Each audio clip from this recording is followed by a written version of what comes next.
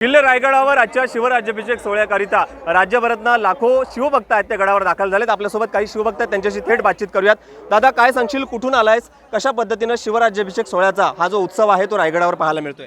मावळ तालुक्यातून आलोय, कामशेटमधून।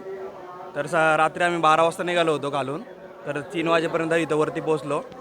त्यानंतर आम्ही पूर्ण इथे ढोल लेझिम 4 वाजता चालू झालं, तर 4 ते 6 वाजेपर्यंत पूर्ण ढोल लेझिमचा एन्जॉय केला, फुल उत्सव होता।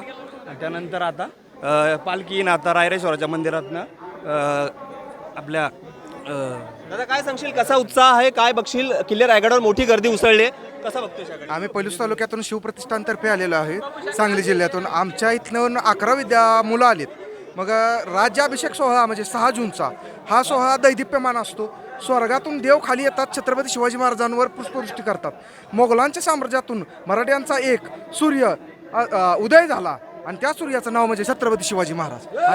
छत्रपती शिवाजी महाराज यांच्या याच शिवराज्याभिषेक सोहळ्यासाठी हे शिवभक्त दाखल झालेत। दादा, काय सांगशील, कुठून आलायस, कशा पद्धतीनं हा उत्सव आहे किंवा हा जो जल्लोष आहे तो पाहायला मिळतोय? लाखो शिवभक्त दाखल झाले, तू देखील आलायस, काय सांगशील?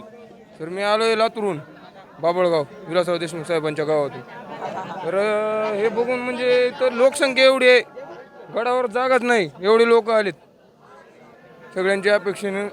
नक्कीच सर, गडावर जागा नाहीये पाय ठेवायला, अशी गर्दी उसळलेली पाहायला मिळते। आणि या गर्दीतनं हे शिवभक्त आता शिवराज्याभिषेक सोहळ्यासाठी राजसदरेवर मार्गस्थ होताना पाहायला मिळत आहेत। गणेश मापरकर, एबीपी माझा, रायगड। एबीपी माझा, उघडा डोळे बघा नीट।